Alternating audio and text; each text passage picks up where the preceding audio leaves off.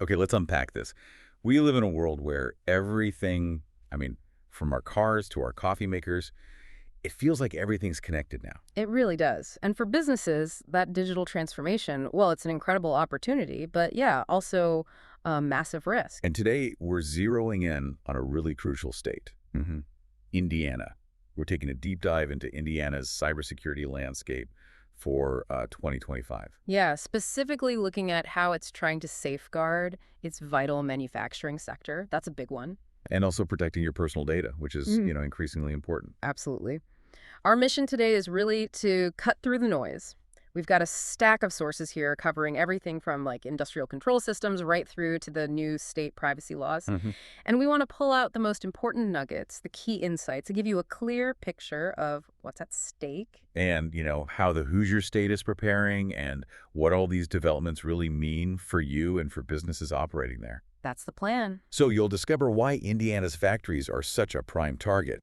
You might be surprised how often human error is still the weak link in breaches. Oh, definitely. And we'll look at how the state's latest laws are giving you more power over your own digital footprint. Right. And this deep dive is brought to you by www.cisomarketplace.com, empowering you with the tools and insights for robust cybersecurity. Okay, so let's jump in. Manufacturing. Yeah, manufacturing. When we talk about digital threats, the scale is sometimes hard to really grasp, right? It is. But the sheer volume of attacks on this one sector, manufacturing, really brings it home. Did you know it's not just a target, it's actually the #1 target for cyber attacks? That's what the data shows. It's pretty stark. Our sources show the sector accounts for, 25.7% of all cyber attacks? Almost a quarter, yeah. And ransomware. Yeah. Involved in a staggering 71% of those incidents. 71%. And these attacks, they're growing at an alarming rate, 125% each year. That's huge. It is, and the projected costs are just astronomical. Cybercrime Magazine thinks global cybercrime will hit $10.5 trillion by 2025. $10.5 trillion. It's Well, almost hard to that's- comprehend. It really is, but the key insight here isn't just that manufacturing gets hit a lot, it's why. Okay. It's because of manufacturing's role, its integral part in the economy and its direct links to critical infrastructure. Like energy transportation. Exactly. Energy grids, transport networks, even healthcare supply chains. That makes it incredibly attractive to threat actors. So a disruption isn't just about one factory floor. No, not at all. It can ripple outward. Think widespread power outages, transportation chaos, maybe even affecting patient safety or public health. Wow. In really extreme cases, a successful attack could potentially lead to loss of human life. It's not just financial, it's strategic. So with stakes that high, Yeah. how are manufacturers supposed to defend themselves? They face these really unique challenges. They really do. Think about it. A typical IT department, they can schedule downtime for patches or incident response. Right. Yeah. Sure, there's usually some flexibility. But, as one expert, Veneman, highlighted, manufacturing operations do not permit downtime like traditional IT infrastructure. You can't just hit pause on a production line easily. No, you really can't. And that low tolerance for downtime, that's exactly what cybercriminals exploit. Wow. It turns manufacturers into prime targets for extortion, for ransomware, because the attackers know the cost of that disruption is just immense. They're more likely to pay. That makes sense. So what about the tech side of things? Well, expanding on that point, a critical challenge our sources highlight is this growing convergence of IT and OT. Information technology and operational technology. Right. The OT is the tech controlling the physical processes in factories, assembly lines, robotics, that sort of thing. And these OT systems, they weren't really designed for the internet age, were they? Not at all. Many were never designed for internet exposure. They're often older, not easily patched, and they're built to run continuously with minimal change tolerance. So patching them is a huge undertaking. It can be. Even crucial security updates might require extensive testing, maybe even plant shutdowns, so manufacturers can be hesitant, leaving them vulnerable for longer. And you add legacy tech into that mix. Exactly. That essential production tech often lacks modern security features, doesn't connect well with new tools, leaving these critical gaps that attackers are, well, very eager to exploit. A complex environment to secure. Definitely. Keeping pace with these evolving threats requires comprehensive solutions, and www.cisomarketplace.com is a valuable resource for finding them. Okay, so we know manufacturing is a big target. Who's actually doing the attacking? It's not just random hackers, is it? No, not usually for these kinds of targets. We're talking about sophisticated players. Our sources detail Advanced Persistent Threat Groups, APTs. Like China's Volt Typhoon. Yes, that's one example highlighted. They're apparently escalating activities, targeting critical infrastructure, telecommunications, and their goal isn't just stealing data. It's about long-term control and disruption. Precisely. Then you also have the major ransomware groups, Lockbit, Black Cat, which is also known as ALPHV, Black Basta. And they're using nasty tactics, right? Like double, even triple extortion. Yeah, exactly. They don't just encrypt your data anymore. They steal it first, then threaten to publish it if you don't pay. Or even harass customers. Or even harass customers or suppliers, yeah. That's the triple extortion piece. Plus, they're relentlessly exploiting vulnerabilities like in remote desktop protocols to get that initial foothold. So the key challenge then becomes, how are they actually getting in, despite all the tech focus? It often comes back to the human element. Unfortunately, human error remains a top vector for breaches. The World Economic Forum estimates it accounts for something like 95% of incidents. 95%. That's incredible. It is. Things like phishing, social engineering, they're persistent threats, especially for smaller businesses. Robert Johnson III from SimCorp Inc. in Merrillville really emphasized basic email safety, didn't he? He did. It sounds simple, but it's critical. And then there's the supply chain. That's another huge concern, particularly for manufacturing. Because everything's so interconnected. Exactly. Each supplier, no matter how small, is a potential vulnerability. We all remember the SolarWinds hack. Yeah, that hit government corporate networks. A stark reminder. It really was. And some of the stats from Black Kite are frankly concerning. They found 69% of manufacturing companies had leaked credentials in just the last 90 days. Wow, 69%. And a staggering 80% have critical high-severity vulnerabilities. Yeah. Even worse, 67% of those are vulnerabilities listed in CISO's known exploited vulnerabilities catalog. Meaning hackers are actively using those weaknesses right now. Right now. They're not theoretical risks. They're being actively exploited in the wild. Okay, let's talk AI. We hear constantly how it's revolutionizing everything, but it sounds like it's a double-edged sword for cybersecurity. What are the shadows AI casts here? Yeah, it absolutely is a double-edged sword. And the real insight isn't just that AI brings new threats. It's that it kind of democratizes sophisticated attacks. Makes them easier for more people to carry out. Exactly. Our sources, like Johnson from SimCorp again, point out that AI tools, like ChatGPT, can make it cheaper and easier for bad actors to develop malware, do sophisticated research. And create those deepfake images and voices we hear about. Right. CodeTool noted it only takes a few seconds of spoken words for some programs to replicate a person's voice. Think about that for social engineering attacks. It's pretty terrifying. So the defense needs to change too. Fundamentally, this shift means defense can't rely on just blocking known threats anymore. It demands a proactive, sort of assume breach mindset across every single layer. But it's not all bad news with AI. No, not at all. As Veneman wisely quoted Bruce Schneier, no one doubts that artificial intelligence and machine learning will transform cybersecurity. We just don't know how or when. So AI for defense too. Absolutely. It's being actively explored for sifting through massive amounts of log data, identifying subtle anomalies that humans might miss, shifting cybersecurity from being purely reactive to, hopefully, more proactive. Building resilience starts with understanding the battlefield. Find solutions and connect with experts at www.cisomarketplace.com. Okay, so Indiana's manufacturers are facing this incredibly complex, evolving threat landscape. How is the state itself stepping up? How's Indiana mustering its defenses? Well, the good news is the Hoosier state isn't just, sitting back. It seems to be quite proactive, actually. Like the Indiana Executive Council on Cybersecurity, the IECC. Exactly. That was established after those critics exercises back in 2016. They've been driving state-level strategic plans since 2018. And it's not just plans on paper, right? They have actual deliverables. Yeah, numerous tangible deliverables and objectives have come out of that. Plus, the Indiana Office of Technology, IoT, is playing a key role too. How so?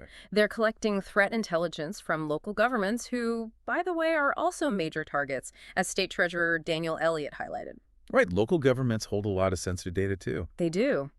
And IoT is offering things like secure website hosting to help protect vital public services. So there's definitely state-level effort. But what about the people needed to actually do the work? We always hear about the skills gap. Yes. That is the biggest challenge here, consistently shown in surveys. It's a persistent skills gap. So while many Indiana organizations, like 63%, do provide cybersecurity awareness training. Which is good. Many still lack dedicated cybersecurity professionals. That's the core issue. We're talking about a huge global shortage, maybe 3.5 million unfilled cyber jobs worldwide. And in Indiana specifically. Indiana alone has around 20,500 openings that require cybersecurity-related skills. It's a significant number. So the key question is, how do we close that gap? What's Indiana doing?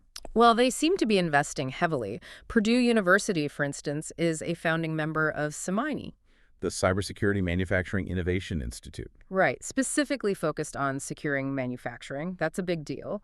And Purdue Northwest got a nearly $6 million grant for AI and cybersecurity training. And that's tailored for specific groups. Yeah, for transitioning military personnel and first responders trying to leverage the skills they already have. That makes sense. What about IU?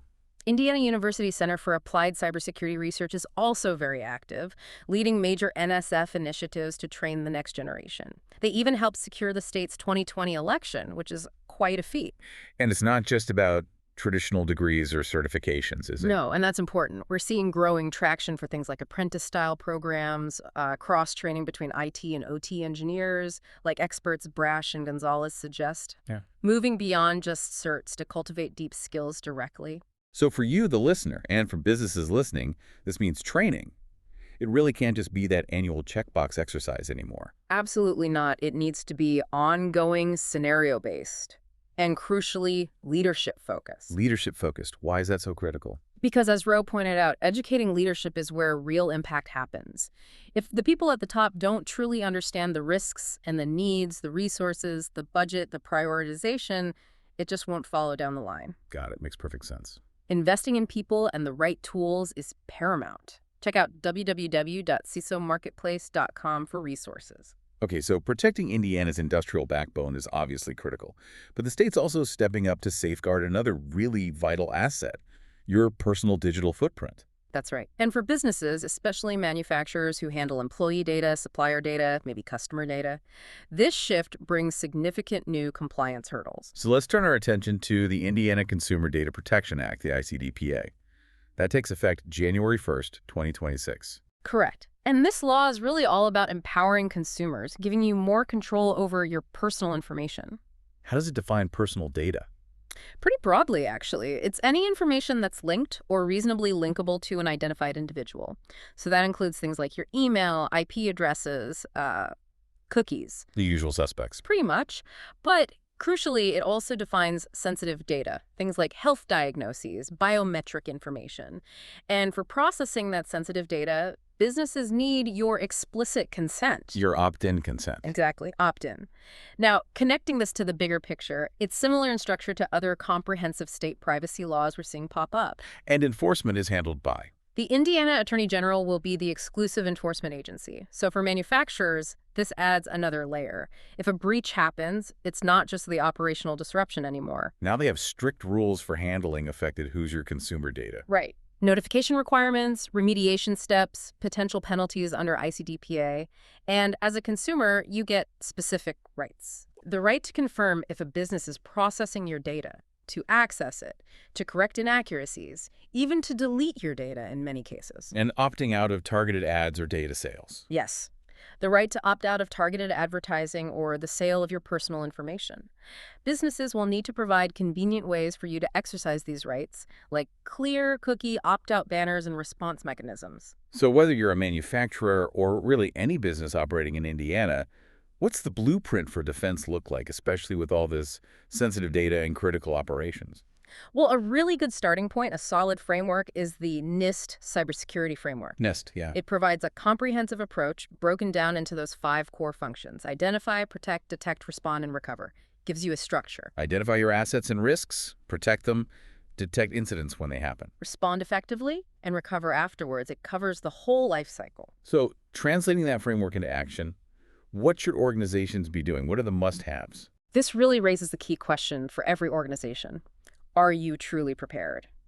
Our sources strongly recommend fundamental technical measures. Things like multi-factor authentication, MFA, is huge. Absolutely essential now. Robust endpoint detection and response, EDR.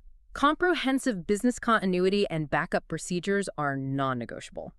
Think about Robert Johnson's 3-2-1 method. 3 copies, 2 different media, 1 offsite. That's the one. With remote and cloud backups being critical, surveys show about 64% of Indiana organizations have cyber risk insurance, which is good. That can cover legal defense, damages, fines. It can, though premiums are definitely rising, so managing the underlying risk is still key. And patch management. We have to talk about patch management. We mentioned the vulnerabilities earlier. Yes, and Black Kite's research finding that in some manufacturing subsectors, 94% of companies scored a D or F grade in patch management. That's just alarming. Leaves the door wide open. Wide open. It's fundamental hygiene. We're also seeing a growing emphasis on zero trust architecture. Which basically means never trust, always verify. Essentially, yeah. It redefines security by constantly enforcing identity verification, checking device posture, and applying least privilege access. So users and systems only get the absolute minimum permissions they need. Exactly, which drastically limits the potential damage if an account is compromised. For supply chains, it means rigorous vendor vetting, continuous assessment, and strong cybersecurity clauses in contracts. Don't just trust your suppliers implicitly. You can't afford to, and critically, don't just have an incident response plan, you have to test it regularly. Fire drills for cyber incidents. Precisely. A recent Indiana survey showed 34% of organizations revised their plans since 2021. That's a positive sign, but frankly, everyone needs to be doing that consistently. Tabletop exercises, simulations, test the plan. For robust risk management and compliance, explore the solutions at www.cisomarketplace.com. Wow, what a deep dive indeed. We've seen that Indiana is really actively engaged in navigating this incredibly complex and, frankly, high-stakes cybersecurity landscape. It really is a dual challenge, isn't it? Protecting that critical manufacturing sector, the backbone of the economy, while also safeguarding personal information with these new comprehensive data privacy laws like ICDPA. Yeah, it's a lot to balance. And the insights we've uncovered today, I think they're crucial for anyone operating in Indiana or even just connected to its economy in some way. Understanding the threats, the state's initiatives, the protective measures. Exactly. It empowers you to be more resilient, more secure in this, well, increasingly complex digital world we're all living in. So here's something to think about. Indiana's making this strong push for integrated IT/OT security, right? And investing significantly in building that skilled cybersecurity workforce. How will those collective efforts, especially when you couple them with the new ICDPA coming into full effect soon, how will that specifically position the state? Will it be enough to not just react to, but maybe truly get ahead of those advanced AI-driven cyber threats we're expecting in 2026 and beyond? That's the multi-trillion-dollar question, isn't it? It really is. Yeah. And maybe the follow-up is, what will your next step be? A big thank you to www.cisomarketplace.com for sponsoring this deep dive. Until next time, stay curious, stay informed, and stay secure.